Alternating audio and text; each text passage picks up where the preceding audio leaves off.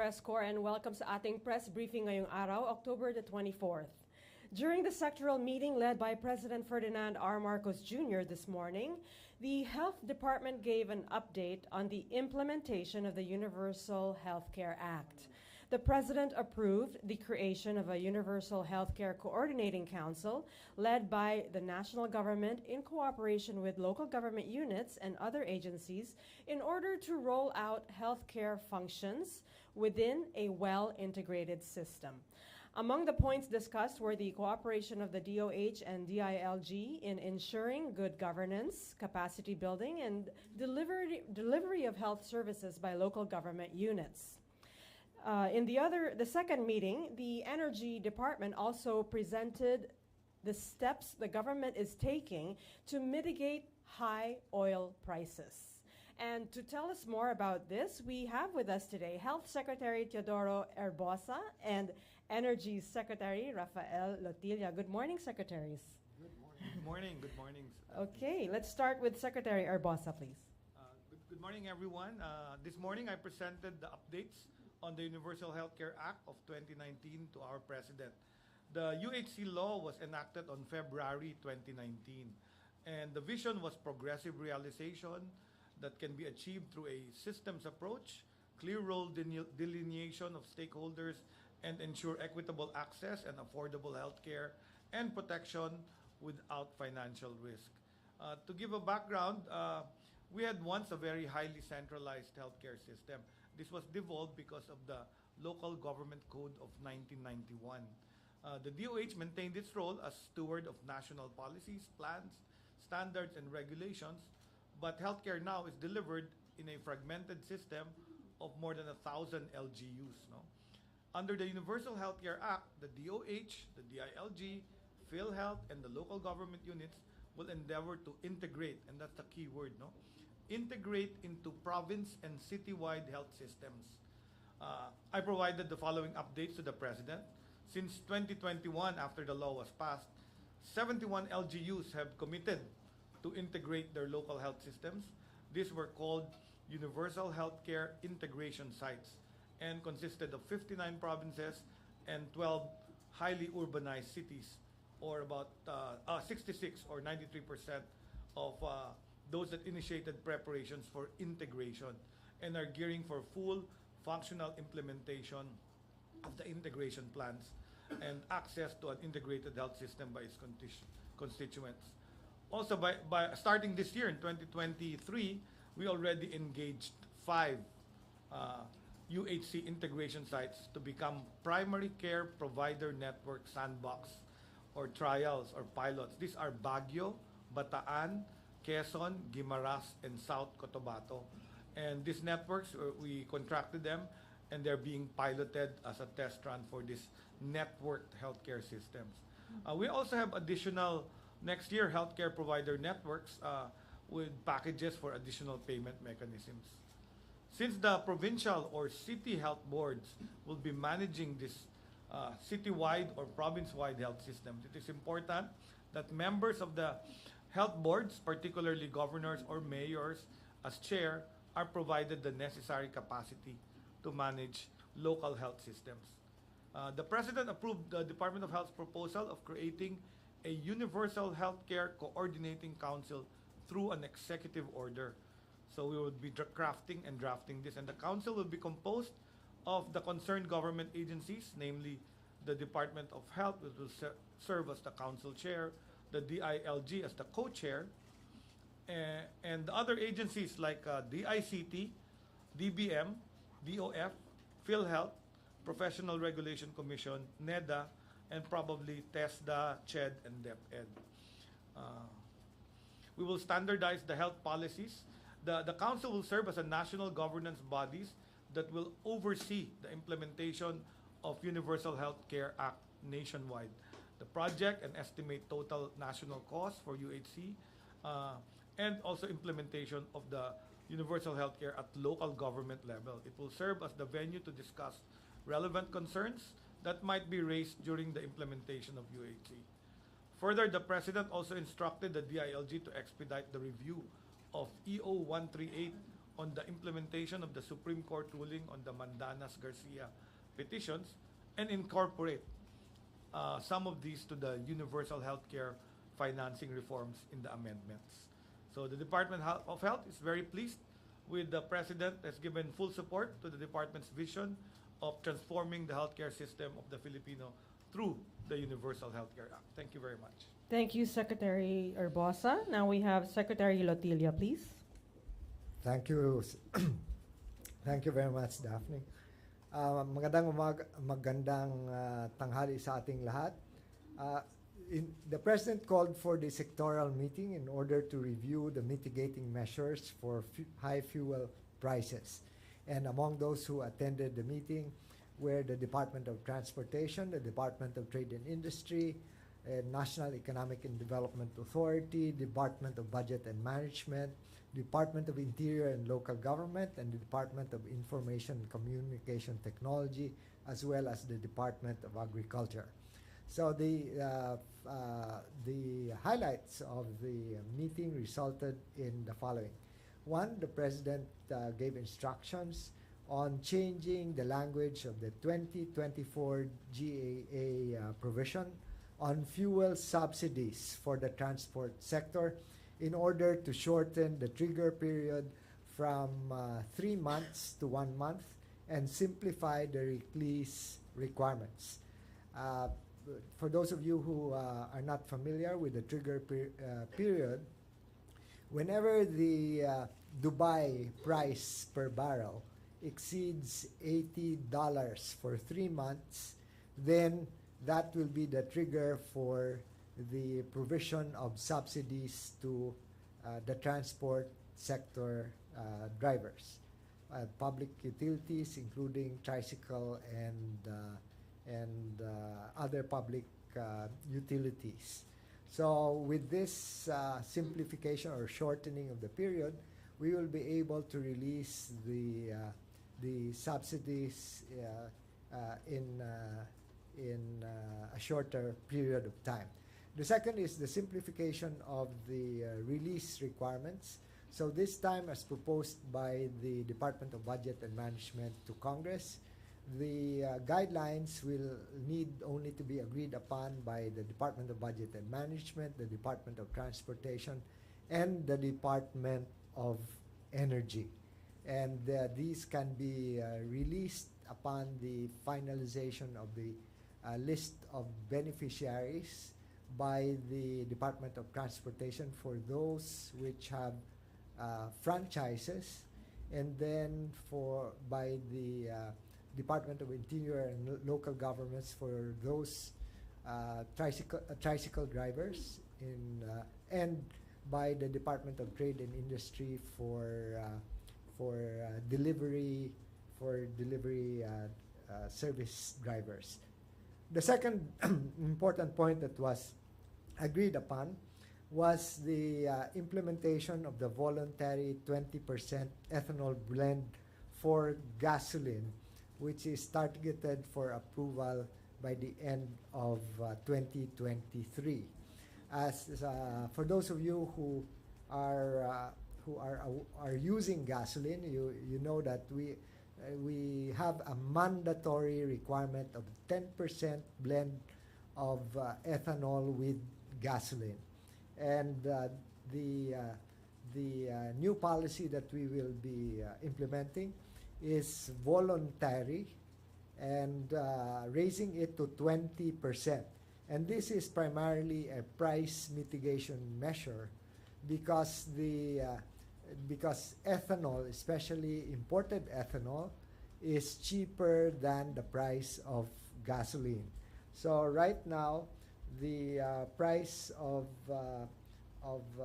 gasoline without ethanol is around 56.89. Then it will result in a price differential of around 1 peso and 28 centavos, or up to even 1 peso and 50, depending on, of course, on the prices.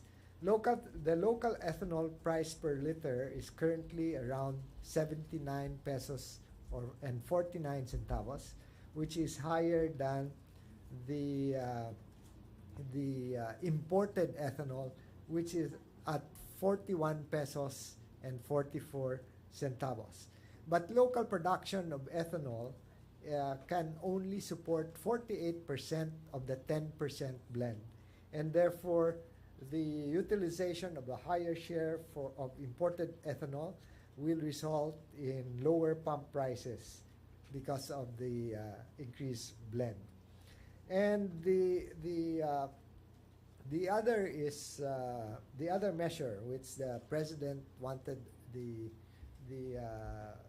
the government agencies to work on is the continued electrification of the transport sector, particularly mass transport and light cargo vehicles.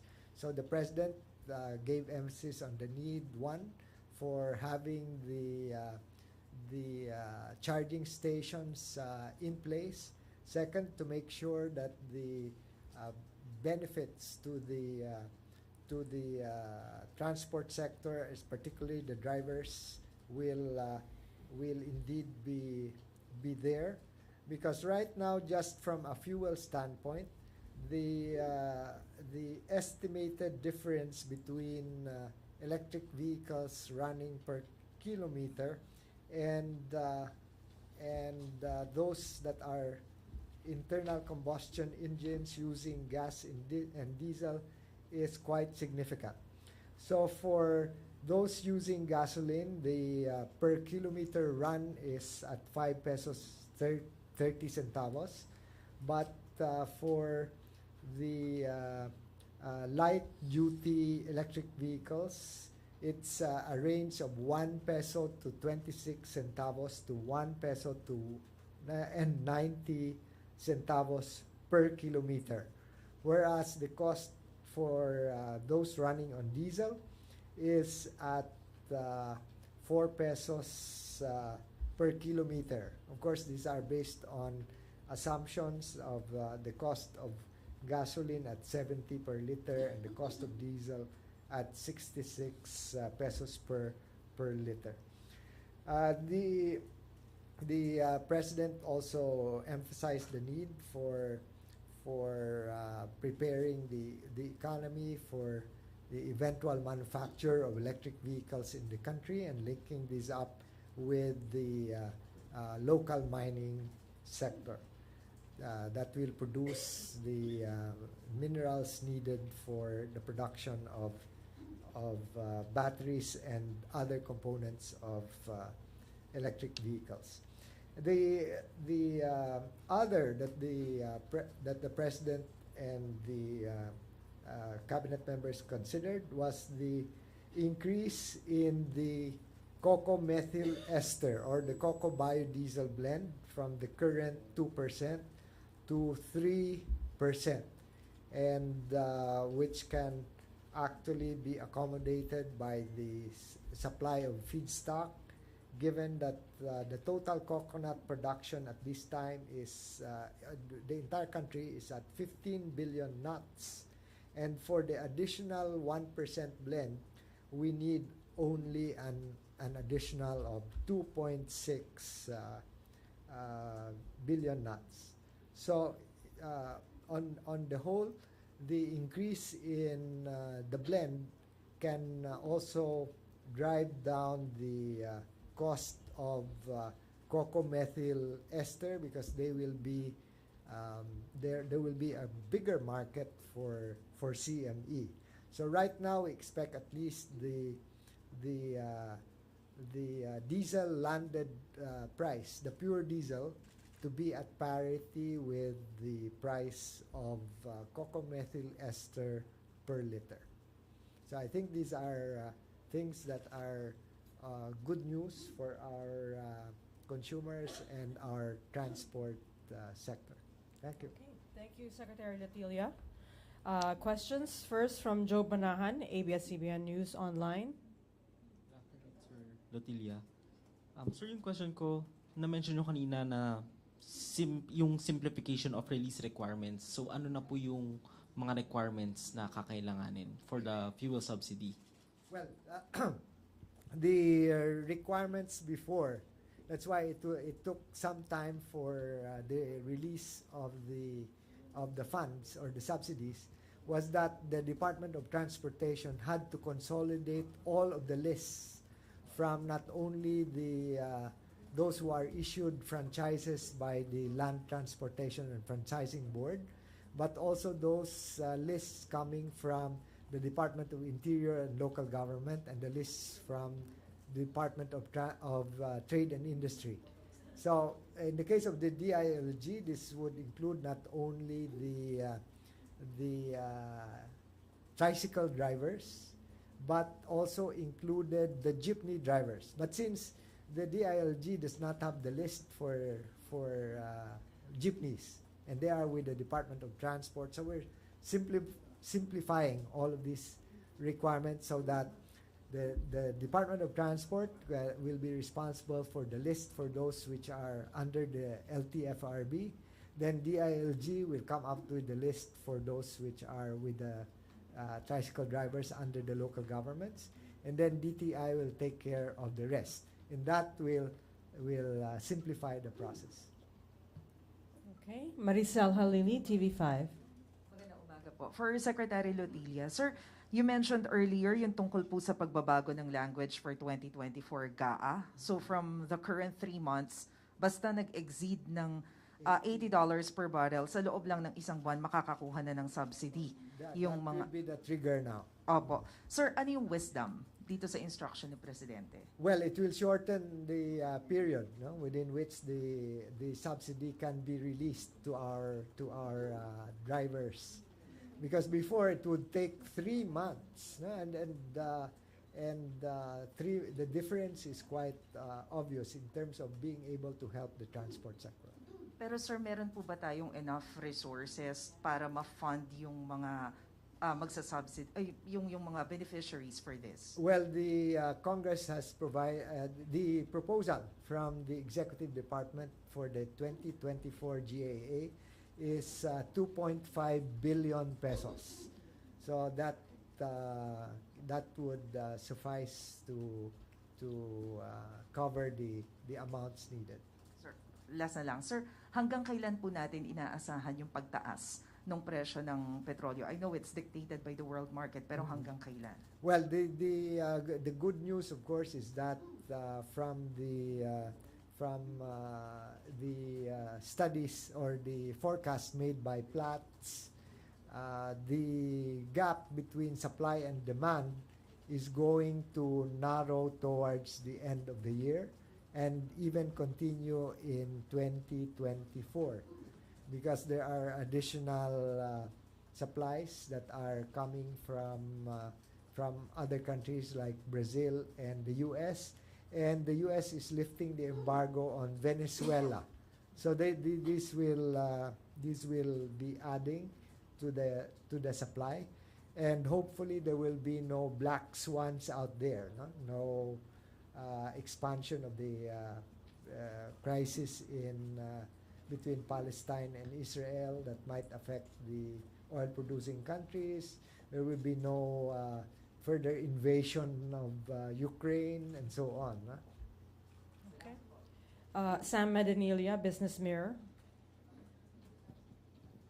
For Secretary Lotilla, sir, yung during po dun sa discussion kanina dun sa para to mitigate yung high oil prices, na-discuss po yung possible na suspension ng oil import tariff. No,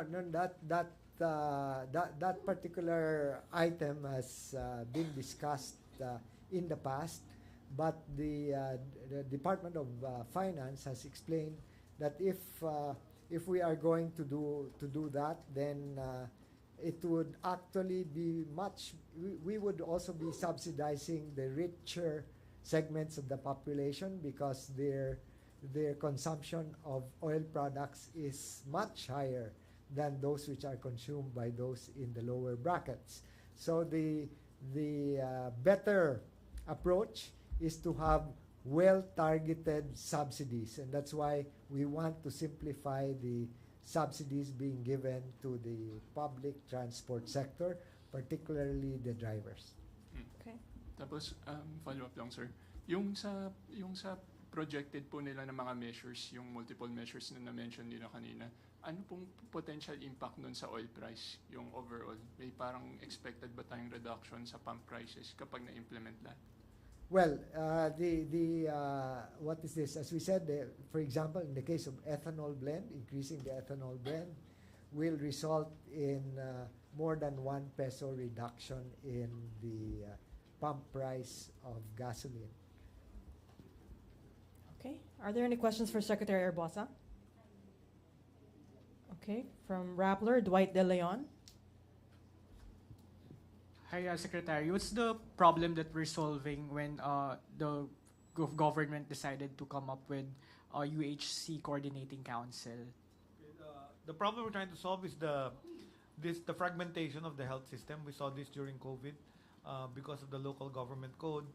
Local health systems were given to municipal mayors and governors. So when the UHC Act was implemented, the aim was to integrate health systems. So you'd come up with a provincial health board run by the governor, and then it would consolidate all the health systems in the different mayors in his province.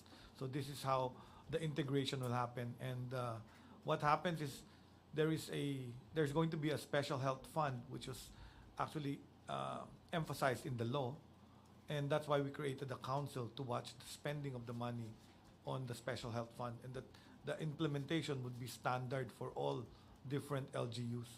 So the president knows that there are diverse implementations, that are LGUs that are good implementers of healthcare systems locally, and there are those that don't put emphasis there.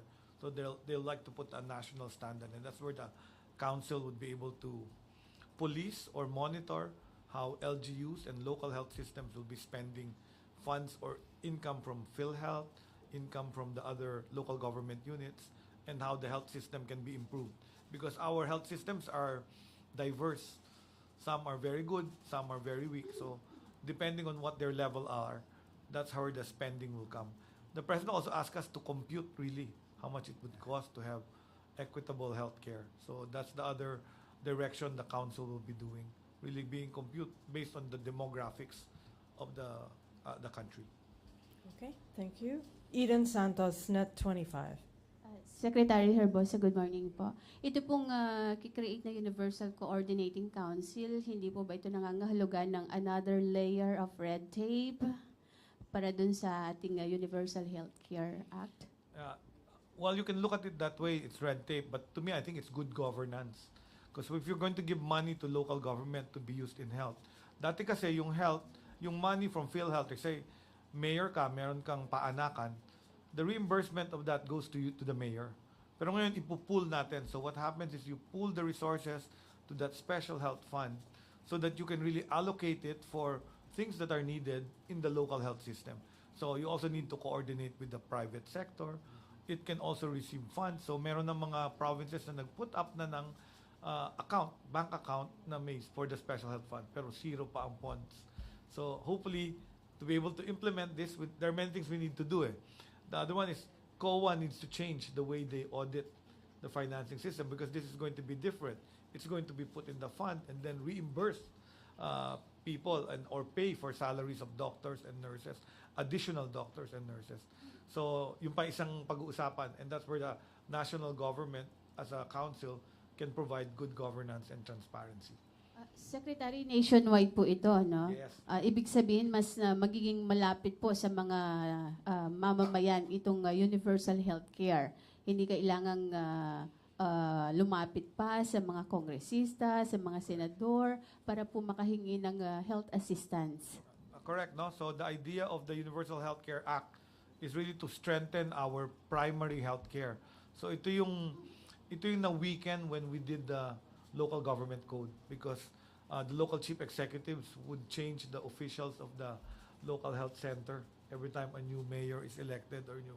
So with the integration, we are hoping to continue to build a stronger primary care. Yung pinakamalapit na health center sa inyo, lagyan namin ng laboratory, x-ray, ultrasound, maybe even telemedicine with the help of the ICT, para they don't clog the hospitals. Kasi ngayon, ang nangyayari, you visit the public hospital, siksikan talaga. Kasi bina-bypass nila yon. Many of those going to the hospitals should be treated in a primary care facility. Ito yung tututukan sa universal healthcare. Last question na lang po, kaugnay lang nung malamig na panahon, Secretary. Ano po yung mga in-expect nating mga kadalasang sakit na nararanasan pag malamig ang panahon? Kasi bago po itong pagpasok ng amihan, marami na yung nagkasipon, nagkaubo, trangkaso, na matindi po. Hindi kagaya ng mga nakaraang panahon na talagang mabilis lang mawala or pwedeng gumaling. That's correct. No, our epidemiology bureau has been monitoring the increase of influenza-like illness, yung parang trangkaso, at parang tumaas nga. There are some schools that converted to online blended learning because of the number of students. So it's really the time during the rainy season where respiratory illness increases kasi nga sarado ang bintana, we're in enclosed spaces, and people can really get infected. So reminder to everyone, season pa rin, get the flu shot. We have flu shots at the Department of Health. So if you're high risk, especially elderly and senior citizens, magpa-flu shot kayo. And then kung kayo ay may sakit, may respiratory illness, ubo, sipon, sore throat, it is better to stay at home than infect all other colleagues in the office or in the school. So very important yung self-protection. Things we learned during COVID, pa-practice lang natin. Wear a mask also. The other way is masking again if you have cough, colds, or respiratory illness. Thank you. All right. We have Ivan Mayrina, GMA 7. Secretary Lotilla, sir. Gaano ka komplikadong proseso ang magpalit ng language sa 2024 GAA in terms of yung trigger period? I'm sure this is good news for the transport sector, but how soon can they expect to benefit from it? Well, since the Congress is right now considering the General Appropriations Act for 2024, doon na yon ay isasalang yung amendment from 3 to 1 month. So soon enough. Effective in 2024, as soon as Congress approves the GAA. Tuesday New, DZBB. Hi, sirs. Secretary Herbosa, sir. Recently, sir, nabalitaan namin na may nagkaroon ng malawakang revamp sa PhilHealth. Pinalitan daw po yung matataas na opisyal ng PhilHealth. Ano po ang dahilan nito? Ito po ba may kinalaman doon sa recent incident ng hacking sa system nila o yung hindi pa rin pagkakabayad ng mga utang sa mga private hospitals? Okay. So on October 7, the PhilHealth Board met, and ako ang chair, no? But I'm a non-voting chair. So it was the members of the board that voted against members of the Executive Council of Executive Committee of the PhilHealth, the Executive Vice President, the Vice President for Finance. They're named actually, and they were dismayed because of the recent Medusa hack, because I think part of the problem was the antivirus was not updated.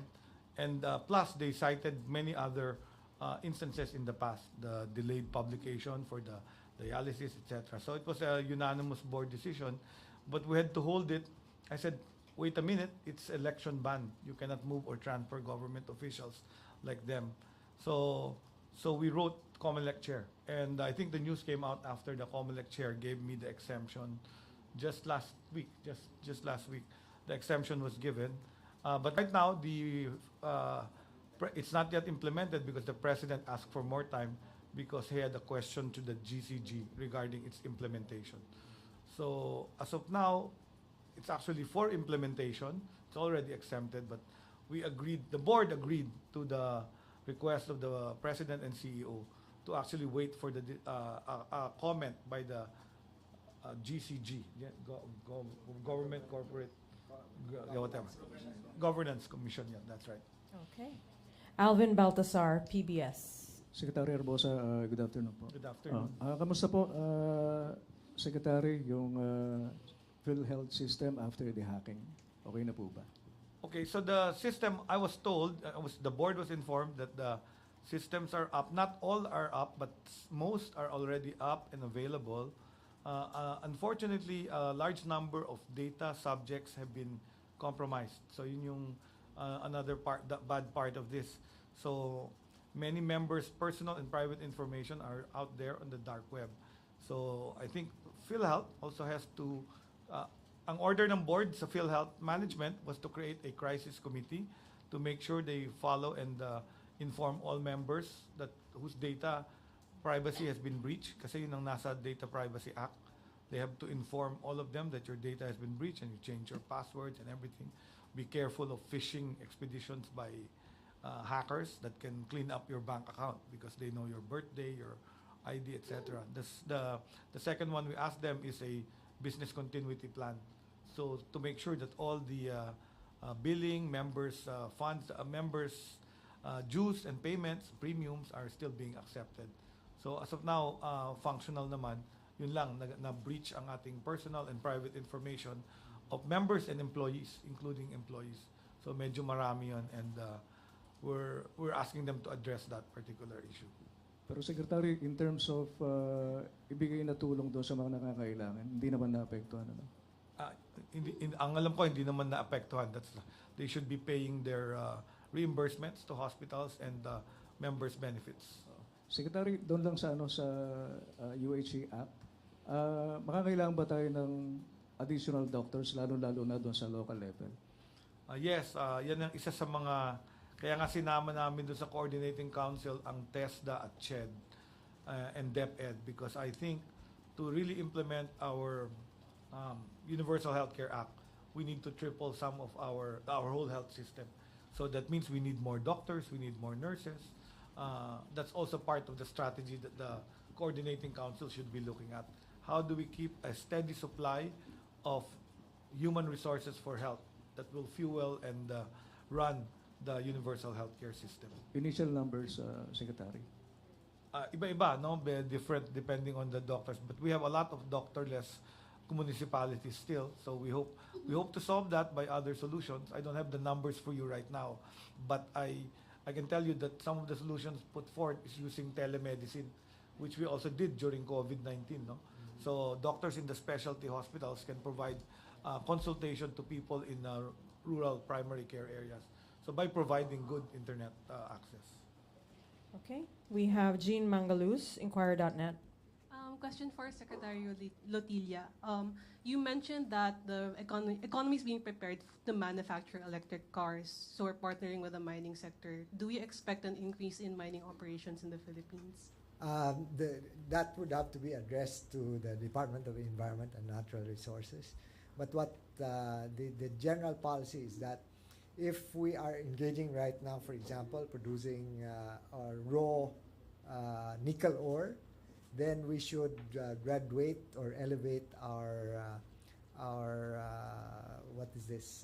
into processing, so that we can get more value add from the nickel mining.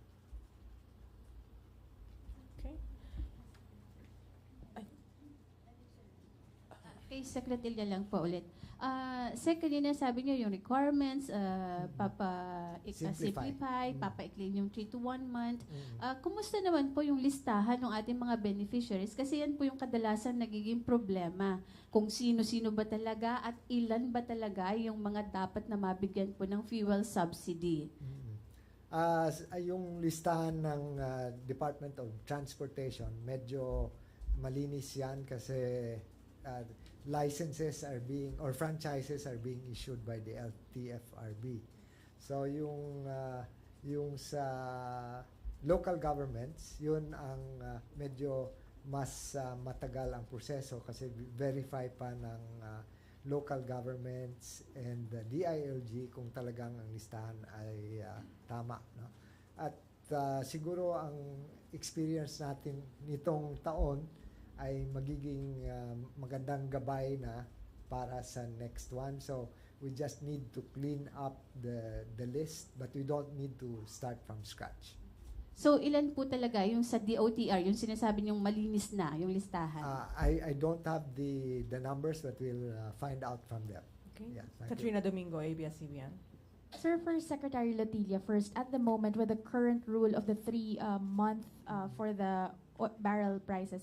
How much po yung sinispend ng government in total for the fuel subsidy? I don't have the exact number as actually released by DBM, but last year or right now for this year, Congress provided for a 3 billion fund, and I think that has been adequate. It's really the speed with which we are able to implement that we're trying to address. Sir, just a clarification on the numbers. You earlier said that the proposal in the 2024 GA is 2.5 billion. This year it's 3 billion, so it's shorter by 500 million. That's the case, but it can always, of course, if the need is more, then it can always be augmented. Sir, clarify, just to triple check lang, sir, meaning smaller yung budget for fuel subsidy next year, despite the change na mas magiging shorter yung span whenever Yes. the policy is triggered? That's right. But that's based on the experience of the previous year or the present year, and that's why DBM proposed 2.5 billion. But of course, we don't know what will be the final amount that will be approved by Congress. Okay. Ma'am, for Secretary Herbosa. Sir, very quickly, Singapore a few days ago confirmed that they are having a resurgence of COVID cases. Are we seeing a similar pattern in the Philippines, considering that, as you mentioned, influenza cases have been rising in the country? Yeah, no, we don't have an increase in COVID cases. Singapore reported another variety of Omicron, but it's still mild and there are no deaths reported. So we just have to watch out for. We've consumed all our bivalent actually, the 390,000 that we have. We're just hoping that the fact that most Filipinos are completely vaccinated for COVID, the symptoms will be mild, and this new variety is also like upper respiratory mild infection. So Sir, what we will happens? watch it. Sir, what happens now to Filipinos who have yet to avail of the bivalent vaccine? Won't they get a chance to get free shots from the government anymore, considering that it's gone? Okay, it's a little bit complex because now there is a new vaccine that's out, and it's actually a monovalent XBB. That's the one that was announced by Moderna in the US. Apparently, what was discovered was the bivalent isn't as effective because the bivalent also increases your antibodies to the original, not the later ones. So parang 70% of the antibodies triggered are still the older ones. So in that case, it doesn't really protect you from the newer variants. So they changed again their formula and created the monovalent XBB. We will still think whether we will need that depending on our increase in cases.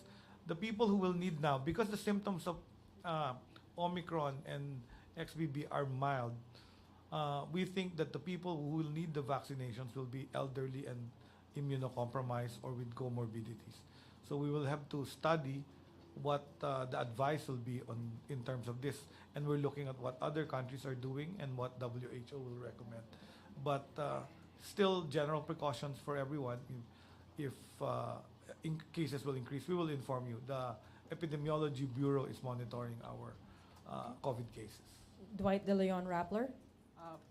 Hello. Follow-up lang po kay Secretary Herbosa. Kanina sinabi niyo po the reassignment to PhilHealth officials is not yet implemented because President Marcos has a question to the GCG. No, it's not President Marcos. It's the President of PhilHealth. President of PhilHealth. Because he's the one who's supposed to implement it. Okay. So the board, the PhilHealth board, is only strategic and policy making. So implementation of transfer should be done by the President and CEO. What was the question, sir? It's a question on.